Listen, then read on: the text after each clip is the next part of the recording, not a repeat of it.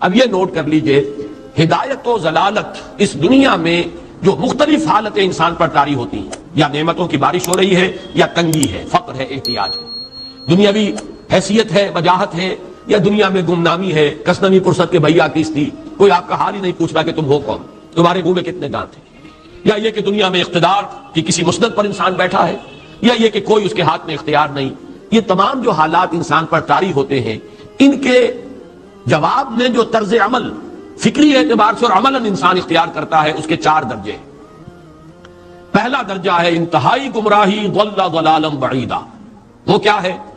اگر عزت ہوئی، نعمتیں ملی، فلاں دیوی یا دیوتا کی نگاہ کرم ہے، اس کی کرپا سے یہ ہو گیا، اور اگر کوئی تکلیف آ گئی، مصیبت آ گئی، معلوم ہوتا ہے کہ فلاں دیوی یا دیوتا ہم سے ناراض ہو گیا، یہ کالی دیوی کی طرف سے کوئی مصیبت آ گئی ہے، یا یہ کہ یہ لکشمی دیوی کی نگاہ کرم ہے کہ ہمیں دولت مل گئی ہے۔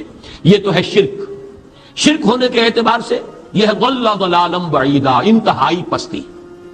اس پستی سے اوپر آئیں گے تو توحید کی پہلی منزل ہے۔ عزت دی اللہ نے دی، اگر کوئی تنگی آ گئی، فقر، تکلیف، کوئی ذلت، رسوائی، یہ بھی اللہ کی طرف سے۔ ایک اعتبار سے تو انسان ہدایت پر آ گیا، بڑی گہرائی تھی اس گندگی کی اور اس خباثت کی جو شرک جس کا نام ہے، اس سے انسان نکل آیا، نجاست سے۔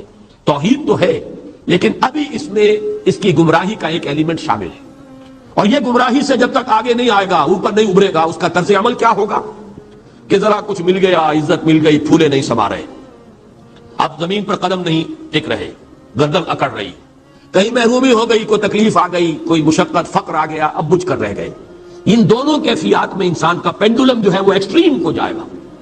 یہ کب ہوگا؟ جبکہ انسان یہ سمجھتا ہے کہ اس دنیا میں جو دولت مل گئی یا عزت مل گئی تو یہ گویا کہ بڑی کوئی قابل فخر شے ہے، اور اگر یہاں پر کوئی تکلیف آ گئی، کوئی مصیبت آ گئی، فقر و فاقہ آ گیا تو یہ گویا کہ بہت ہی اہانت آمیز شے ہے۔ اگر یہ انسان سمجھے گا تو طرز عمل وہ نکلے گا نتیجے کے طور پر جو میں بیان کر چکا ہوں، یہ گمراہی ہے۔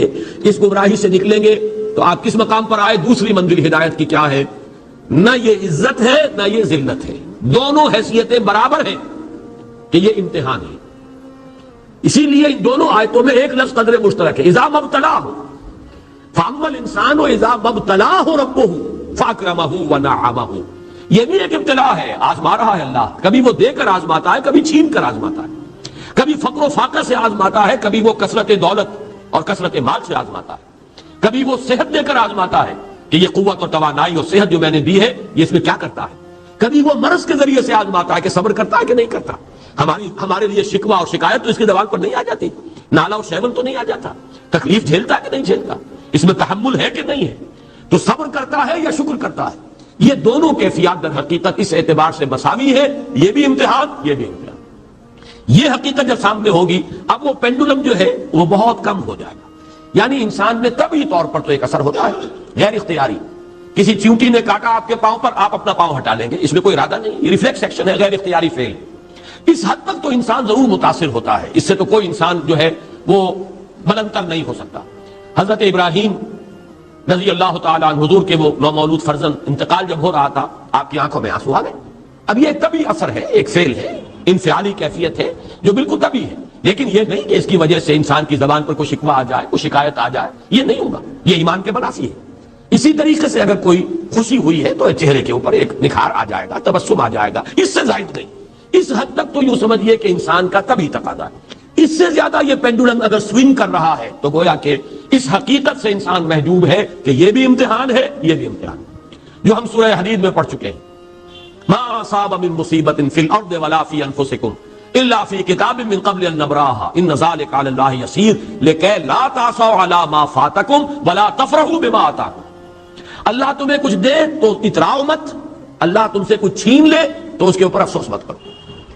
یہ نتیجہ ایمان کا نکلنا چاہیے۔ اگر تمہیں ایمان ہے اللہ پر، اگر تمہیں یقین ہے کہ جو کچھ ہوا ہے اللہ کے اذن کے بغیر نہیں ہوا، اگر تمہیں یقین ہے کہ اللہ نے جو میرے لیے طے کیا ہے اس میں میرے لیے خیر ہی ہے، چاہے فی الحال فی الوقت فوری طور پر مجھے ناگوار محسوس ہو رہی ہے بات، لیکن یقیناً میرے لیے اس میں خیر ہے میرے رب کی طرف سے، کہ ہر چساقی ماریخ عین الطاف است۔ ہم تو شارٹ سائٹڈ ہیں، ہم دیکھ نہیں سکتے کسی شے کو، ہم اس کے ظاہر کو دیکھ کر گھبرا اٹھتے ہیں کہ یہ تو تکلیف آ گئی، کیا پتا اسی کے پردے میں اللہ کی رحمت آ رہی ہے۔ میں نے وہ رئیس امروہوی کے اشعار آپ کو کئی دفعہ سنائے ہیں۔ وہ وقت آیا کہ ہم کو قدرت ہماری سعی و عمل کا پھل دے، بتا رہی ہے یہ ظلمت شب کہ صبح نزدیک آ رہی ہے۔ ابھی ہے کچھ امتحان باقی، فلاکتوں کے نشان باقی، قدم نہ پیچھے ہٹے کہ قسمت ابھی ہمیں آزما رہی ہے۔ رئیس اہل نظر سے کہہ دو کہ آزمائش سے جی نہ ہارے، جسے سمجھتے ہو آزمائش وہی تو بگڑی بنا رہی ہے۔ اسی آزمائش سے تو بگڑی بنے گی، اسی سے تو تمہارا خیر جو ہے اجاگر ہوگا، سامنے آئے گا، پتہ چلے گا who's who, what is what۔ ابو بکر میں کتنا یقین اور ایمان تھا، یہ کیسے معلوم ہوگا؟ کیسے معلوم ہوگا کہ بلال میں کتنا سہار، کتنا تحمل تھا، کتنا صبر تھا، اگر وہ مصیبت ان پر نہ آتی کہ جو امیہ ابن خلف کے ہاتھوں ان پر قیامت ٹوٹ رہی تھی۔ تو یہ ساری چیزیں جو ہے ما اصاب من مصیبت فی الارض ولا فی انفسکم الا فی کتاب من قبل ان نبرأ ان ذلک علی اللہ یسیر لکی لا تأسوا علی ما فاتکم ولا تفرحوا بما آتاکم واللہ لا یحب کل مختال فخور۔ اگر اس حقیقت سے محجوب ہو جاؤ گے تو پھر اختیال اور فخر اور گھمنڈ پیدا ہو جائے گا تمہارے اندر، یا دوسری طرف مایوسی، کمر ہمت ٹوٹ کر رہ جائے گی، خودکشی کرنے کو انسان آمادہ ہو جاتا ہے، ذرا کوئی ناکامی دنیا میں آ گئی، کوئی تکلیف آ گئی۔ یہ ہے در حقیقت تیسری منزل، ہدایت کی دوسری سیڑھی۔ پہلا کیا تھا؟ ضل ضلالا بعیدا، کوئی خیر مل گیا تو کسی دیوی کی نگاہ کرم، کوئی تکلیف آ گئی تو کسی دیوتا کی ناراضی، یہ تو ہے ضل ضلالا بعیدا۔ اس سے اوپر آئے، یہ پہلی سیڑھی ہدایت کی ہے۔ عزت ہے تو اللہ کی طرف سے، اور اگر کوئی ذلت ہے، تنگی ہے تو اللہ کی طرف سے، یہ ہدایت کا آغاز ہو گیا، یہ توحید کی بنیادی منزل ہے۔ اس سے اگلی منزل، یہاں کی ذلت ذلت نہیں، یہاں کی عزت عزت نہیں۔ ذالک یوم التغابن، ہار اور جیت کے فیصلے کا دن تو قیامت کا دن ہے، وہاں معلوم ہوگا جس کو اسرو عزت ملی وہ عزت والا ہے، جو اسرو ذلیل ہو گیا وہ ذلت والا ہے۔ یہ تو امتحان ہے، دارالامتحان ہے، خلق الموت والحیات لیبلوکم ایکم احسن عملا، یہ تو دارالامتحان ہے، امتحان ہونے کے ناطے دونوں برابر ہیں۔ اس سے اوپر ہے ایک چوتھی منزل، ہدایت کی تیسری منزل، وہ کیا ہے؟ عام طور پر انسان یہ سمجھتا ہے کہ یہ جو آزمائش ہے تنگی کی اور فقر و فاقہ کی، یہ سختر آزمائش ہے، اور نعمتوں کی بارش ہو تو یہ آسان آزمائش ہے۔ یہ بھی ابھی گمراہی کا ایک پرت جو ہے اس کی باقی ہے۔ ابھی ہدایت کا جو کامل جو ہوگا انکشاف، وہ کب ہوگا؟ جب انسان اس حقیقت کو جان لے کہ جہاں وسعت ہو، جہاں کثرت ہو، وہ زیادہ بڑا امتحان ہے، سخت امتحان ہے، بجائے اس کے کہ اگر قلت ہے، کمی ہے، یہ کم تر امتحان ہے، یہ کم بھاری امتحان ہے۔ کیوں؟ کہ اگر آپ کے پاس کثرت ہے، آپ کے اندر غفلت پیدا ہو جائے گی، کثرت کا لازمی نتیجہ غفلت ہے، اور اگر قلت ہے، بمشکل گزارا ہو رہا ہے، تو اللہ یاد رہے گا، راتوں کو گڑ گڑائیں گے۔ آسائش میں اللہ کو بھول جانا زیادہ ممکن ہے، بلکہ متوقع ہے، اور تکلیف میں اللہ کا یاد آنا زیادہ متوقع ہے۔ اس میں انسان فریاد کرتا ہے، اللہ سے دعا کرتا ہے، تو کون سی چیز نتیجے کے اعتبار سے بہتر ہوئی؟ معلوم ہوا یہ امتحان جسے آپ ہلکا سمجھ رہے ہیں یہ سختر ہے۔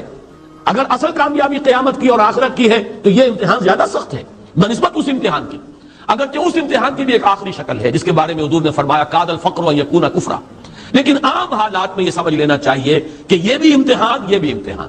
لیکن اگر تنگی ہے، اس کے لیے بھی حدیث بڑی پیاری ہے، حضور نے فرمایا ما قل و کفا خیر مما کثر و الہا، اگر کم ہو لیکن کفایت کر جائے، ضرورت پوری ہو گئی، پیٹ کو جتنا درکار تھا جسم اور جان کا رشتہ برقرار رکھنے کے لیے اتنا مل گیا، نہیں کوئی کئی کورسز کے ڈنر کھائے ہیں، نہیں کوئی اس کے اندر جو ہے لذت ہے، لیکن یہ کہ بنیادی ضرورت پوری ہو گئی، کسی کے سامنے ہاتھ نہیں پھیلانا پڑا، کسی کے سامنے عزت نفس کو ہتھیلی پر رکھ کر پیش نہیں کرنا پڑا۔ ما قل و کفا، جو کم ہے لیکن کافی ہے، خیر وہ کہیں بہتر ہے اس سے، مما کثر و الہا، جو ہو تو بہت لیکن اس سے غفلت طاری ہو جائے۔ الہاکم التکاثر، یہ تکاثر تو انسان کو غفلت کے اندر مبتلا کر دینے والی شے ہے۔ یہ ہے اصل میں کہ جس کے لیے تاریخی اعتبار سے نوٹ کر لیجئے واقعہ امام احمد ابن حنبل رحمہ اللہ، ان کی تاریخ کا، ان کی زندگی کا یہ واقعہ بہت ہی سبق آموز ہے۔ خلق قرآن کے مسئلے پر جب خلافت بنی عباس کے دوران ان پر تشدد ہو رہا تھا، مارا جا رہا تھا، جیل میں تعذیب، پرسیکیوشن، وہ مار ماری جا رہی تھی جس کے بارے میں آتا ہے کہ اگر ہاتھی کو بھی وہ مار ماری جاتی تو وہ بھی بلبلا اٹھتا۔ اس وقت کبھی ان کی آنکھوں میں آنسو نہیں آئے، ایک صبر اور ثبات اور استقلال کا پہاڑ کھڑا جھیل رہا۔ پھر وہ حکومت تبدیل ہو گئی، اب وہ جو خلیفہ وقت ہے وہ خود اس مسئلے میں ان کے ہم خیال ہیں، اب انہیں جیل سے تو نکال دیا گیا۔ اس کے بعد یہ کہ ایک وقت آتا ہے کہ دارالخلافہ سے اشرفیوں کی ایک تھیلی لے کر ایک شخص آتا ہے کہ یہ خلیفہ نے آپ کو ہدیہ بھیجا ہے، نذرانہ ہے، اس پر رو پڑی اور یہ عرض کیا بارگاہ خداوندی میں، پروردگار میں اس آزمائش کے قابل نہیں ہوں، یہ آزمائش کہیں سخت ہے، یہ سنہری آزمائش، وہ پہلی آزمائش، اس کو ریزسٹ کرنا جو ہے، ٹیمپٹیشن کو ریزسٹ کرنا، یہ کہیں مشکل ہے اس پرسیکیوشن اور اس تشدد کو برداشت کرنے سے۔ تو یہ خاص طور پر یہ نمایاں نشان ذہن میں رکھیے۔ تو ان آیات میں کہ جو نہایت اہم ہے یہ دو آیتیں قرآن مجید کی، بظاہر سوال آتا ہے کہ اس میں حرج کی کون سی بات ہے؟ اللہ تعالیٰ معز ہے، اللہ تعالیٰ مذل ہے. تعز من تشاء وتذل من تشاء بیدک الخیر، یہ سورہ آل عمران میں آیت آئی کہ نہیں آئی؟ لیکن یہ کہ اصل میں یہ 4 درجے ذہن میں رہنے چاہیے. اگر آسانی ہو، عزت ہو، دولت ہو، فراوانی ہو تو کسی دیوی کی نگاہ کرم یا دیوتا کا کرم. تکلیف ہو، مصیبت ہو تو کسی دیوی یا دیوتا کا اظہار غضب، ناراضگی کا مظہر.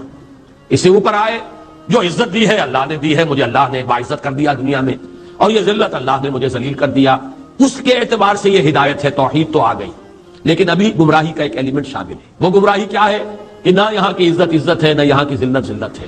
وہ جو بھی سردی گرمی اور نرمی سختی، ان تمام کو جو ہے وہ برابر رکھو کہ دونوں جو ہے یہ آزمائش کی کیفیتیں برابر ہیں. یہ ہو گئی گویا کہ اس سے ایک درجہ بلند.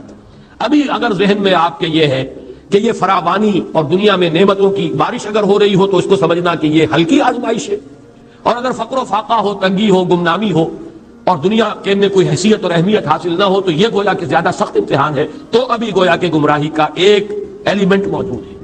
حقیقت منکشف ہوگی جبکہ یہ بات واضح ہو جائے کہ یہ امتحان جو ہے نعمتوں والا امتحان یہ سخت تر ہے، اور فقر اور احتیاج والا امتحان یہ نسبتاً آسان ہے. اس میں اللہ کی طرف رجوع کی توقع زیادہ ہے، اس میں غفلت کا اندیشہ زیادہ ہے.